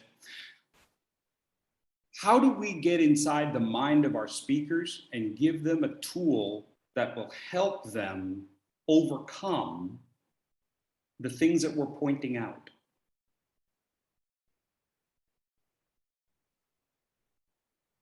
Now, there are many different answers to that, and I'm just about run out of time. But that is the key to it all. How do we actually give them advice that can help them fix what's wrong? How do we give them advice to help them move to the next level as opposed to just telling them, well, here's what's not working so well. Try this, try that. And I also appreciate how what you're doing is going to help you in your objective. I was very specific. Tom is opening up a new restaurant, and the speech is about him speaking to customers. Yes, and his mother created the recipes. So there's a lot of things to work with there. When we're listening to our speakers, are we listening? I know this is going to sound strange. Are we listening through that lens? Because normally we say, are we looking through that lens? Are we looking through the lens that our speaker is looking through? And are we helping them on their path? We have to make it more personal. Remember when we did the numbers? It was so easy to add numbers and know where we were going, and all of a sudden we found ourselves at 5,000. We might be on 5,000, our speaker's at 4,100. If we're going to help our speakers, then we have to be exactly where they are at and teach them how to get to the next level. And we have to give them information that is in context of what they need. I appreciate Hannah Victoria for being our guinea pig on that. I hope everyone can remember how frustrating it was to remember information that was all out of context. But once we sorted it out in such a way, not that we get it as speakers, but that they get it as listeners. Yes, because when we're evaluating, it's switched, isn't it? When we're evaluating, we're speakers, but the speakers are listeners. Are we speaking in such a way that our speakers can hear it and then transfer it to be speakers themselves? If we can do that, then we have mastered the art and the science of giving evaluations that actually help someone. Back to you, Mr. Toastmaster. Thank you, Toastmaster Fursey, for that excellent session. We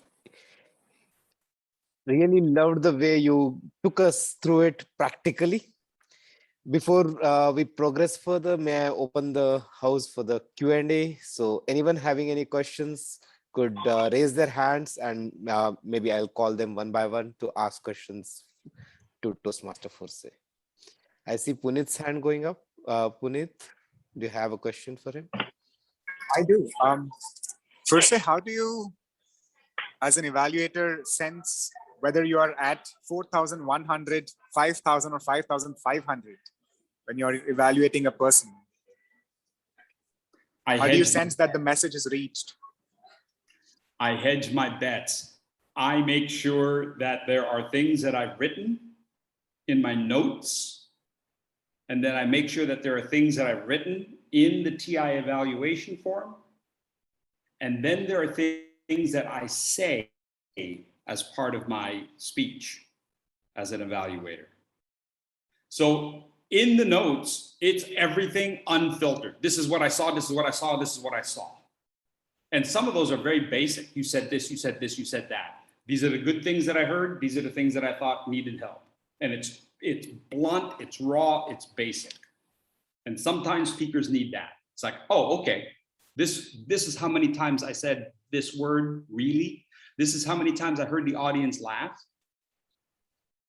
Because on Zoom, I can see the audience's eyes, right? We don't normally get a chance to see audience's eyes because we're all facing north. But on Zoom, I can see the audience's eyes and I can count the number of times that people are turning off their cameras, or that I can tell they're on their phone, or they're looking down at their desk and I know they're not watching the screen. This is important. It's important to know that our audiences aren't paying attention. That means we got to do a better job of holding them. And if you're really good, you can tell exactly where they turn off, where we didn't maximize the pivot. We lost our audience in the second half of your speech when you started talking about your dog for some apparent reason. Also, when you're speaking, you can break down what you're saying when you're speaking in such a way that everyone in the audience can hear it and listen to it. I'm very well aware, and maybe this is just my teacher lens, so maybe I'm wrong, but when I give an evaluation verbally, I use it as a teaching moment for everyone in the classroom, that everyone can understand it. And if I can break it down and explain it for everyone to understand, I have a better chance of being at 4,100. Great question, by the way. I appreciate it. And you broke down the question in a very nice way. Thank you, Puneet. Thank you. Thank you. Next, let's get on to Toastmaster Nagesh. I see his hand raised. Thank you for that wonderful presentation and illustration. It sits here for me for a very long time, Fursey. My question is, actually, I had a question from the contest point of view. I don't know if this is the right time to ask. However, I'll change my question to you talking about a lot of persuasion. The level of somebody getting persuaded is different for different speakers. How do you make an evaluator go to that level where the speaker understands what you're saying about the areas of improvement? I'm not sure I fully understand the second half of your question.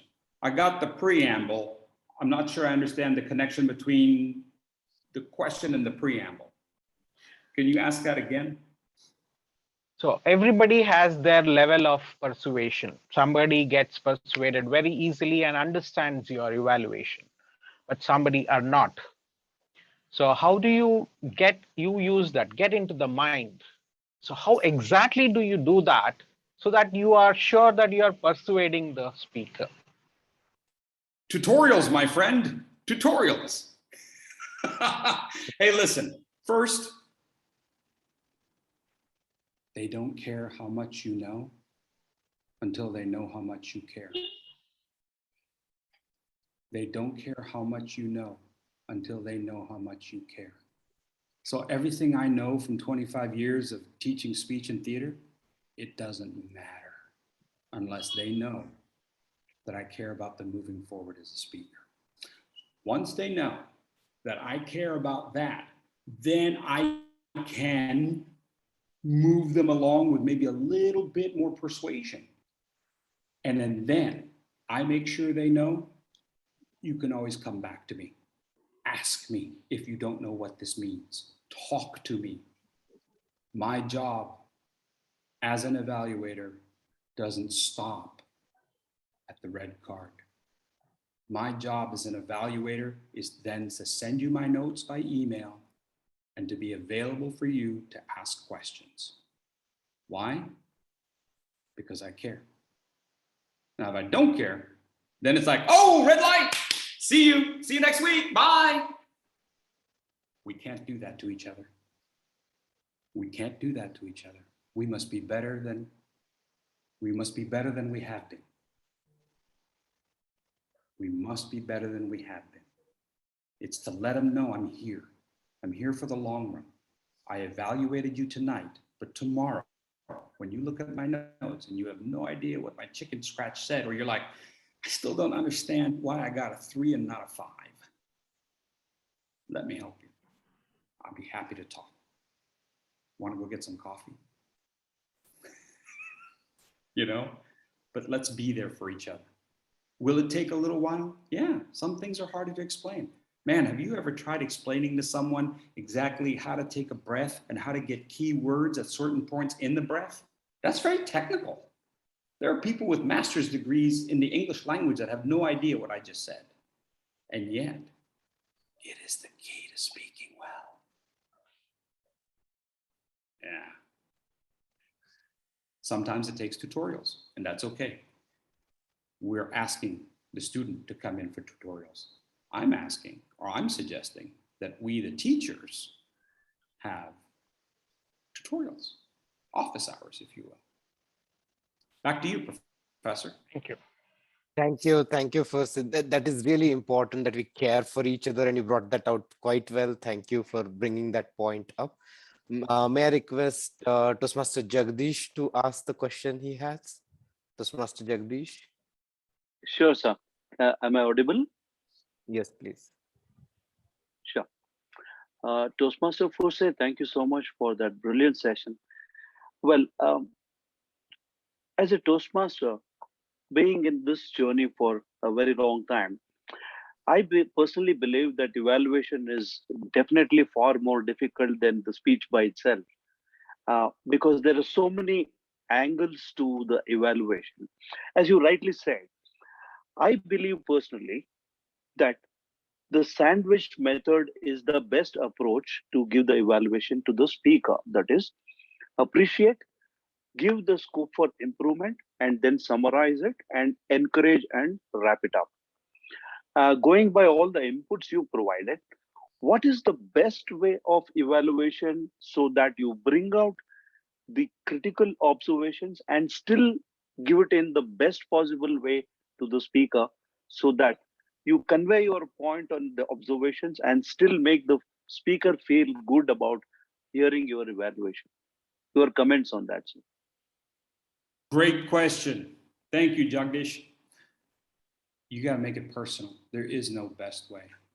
You have to make it personal. One time, this speaker did a thing on boxing. She did this incredible thing about her as a boxer, not the one that reached the finals, but this was somebody in my club. She's doing the boxing, and then she brought in these biblical terms and how the biblical terms are you fighting the devil, yada, yada, yada, yada, yada.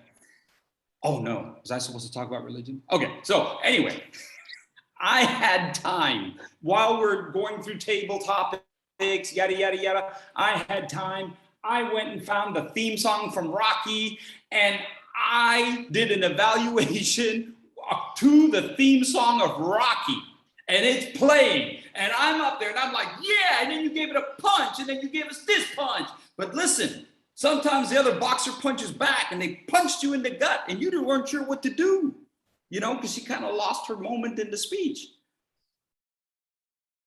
Would I ever do that again with anyone else? Probably not. But for that speaker, that speech, I thought it was the right thing to do. Yeah. So is there one size fits all? Man, I hope not. Because I don't think anything's going to fit my crazy looking head. Yeah. I think that's the whole thing, is that we have to be individual. We can look at our best speakers. We can look at our absolute veteran speakers, and let's say they're getting ready for contest. They don't need all the fluff. Okay, they don't need you to go, oh, you're so good, you're so good, you're so good. And then they get smoked at the next level. What good was that? No, tell them what they need to know. You need to do this, you need to do this, you need to do this. Now, I'll also say, I did that once. Speaker hated me. The speaker hated me. Maybe I didn't know them well enough. Maybe I didn't reach out to them well enough, but they hated me for it. Unfortunately, at the next level, they didn't do anything that I suggested. They got smoked. I should have done a better job. It's not the speaker's problem. It's my problem. I should have done a better job of letting them know I'm here for you. And I'm not telling you these things to be evil. I'm telling you these things because at the next level, things get tougher. And you have to take these things to succeed. That's on me as the speaker. I should have done a better job. Very well said, Toastmaster Fursey. It's really important that we put ourselves in the other person's feet and understand as an evaluator and make sure that we don't hurt them, but help them grow. It's not about just giving them the feedback, but helping them rise to the next level. So well said. We are short of time. There is one question though, and that is about how do you take your notes, because they are much more detailed than if it was just what is being requested by Toastmasters International. So what is the format you collect your notes in? That's a question from Puneet. On the left-hand side are all the things that you did well. On the right-hand side, going down in chronological order, are the things that I feel like you need to improve on. I can't always do that when I'm typing up my notes, and I'm a better typer than I am a writer. So as I'm typing, again, it's in chronological order so you can follow yourself in the speech. Small caps for everything that's going well, and then caps for things that are not so well. And then I retype it, my 4 or 5 notes, right? I take the entire page of what I've written, synthesize it down to 4 or 5 key points that I'm going to speak about. Only recently have I gotten to the point where I feel comfortable enough or smart enough to not use my notes when I'm giving an evaluation. I used to think, well, I need to see so I can tell you exactly what you need to happen. No, when you give the verbal evaluation, concentrate on the speaker. Focus on the speaker, focus on the audience, and make sure that they know what's going on and you're not going through a laundry list, right? Don't go through a grocery list. No one likes a list. No one likes to listen to a list, so don't speak in a list. Tell a story, right? So don't go up there with your notes, try to keep it in here, and then send your notes to the individual. Even on Zoom, take a picture of it, send it to them and say, hey, great job, ask me if you got any questions. Thank you, Toastmaster Fursey, for that wonderful session. Also with your honest and straight answers for all the questions we had. Let's hear a big round of applause for our special guest speaker today, Toastmaster Fursey. Please.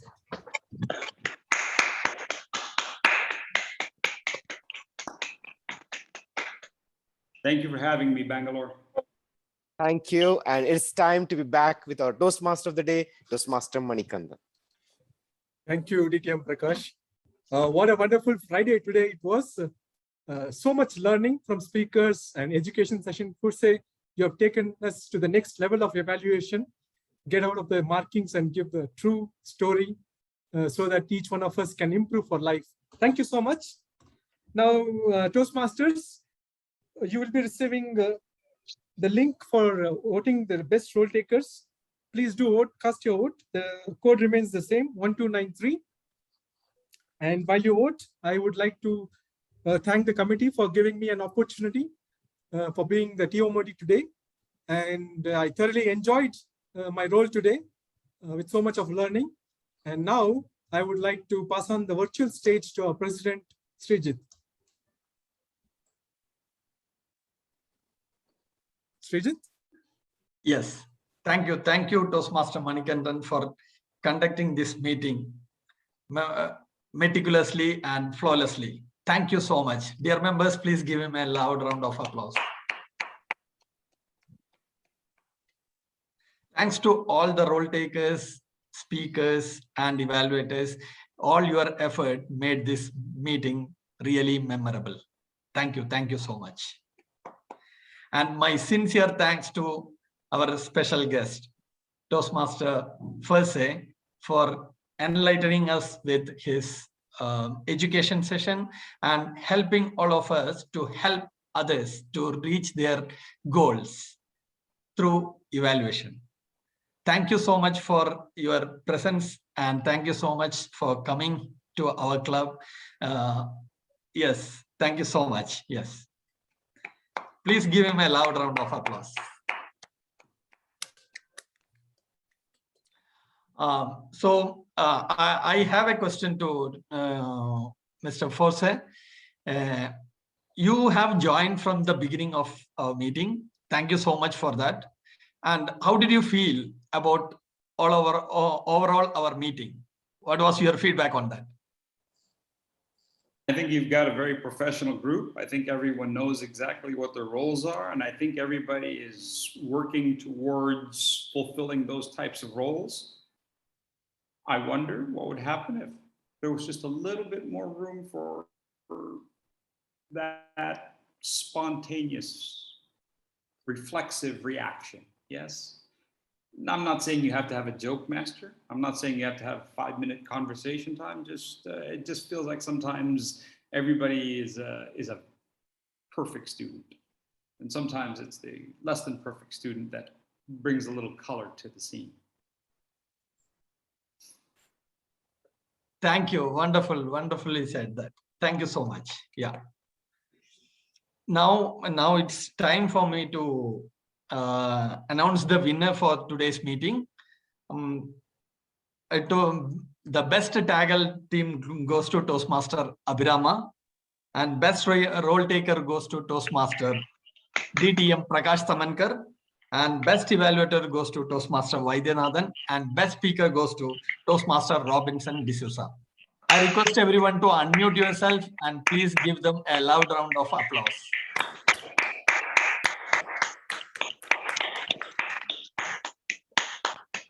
Thank you so much. Thanks everyone for joining this meeting. It's my time to adjourn this meeting number 1293. Thank you everyone. Bye. Thank you.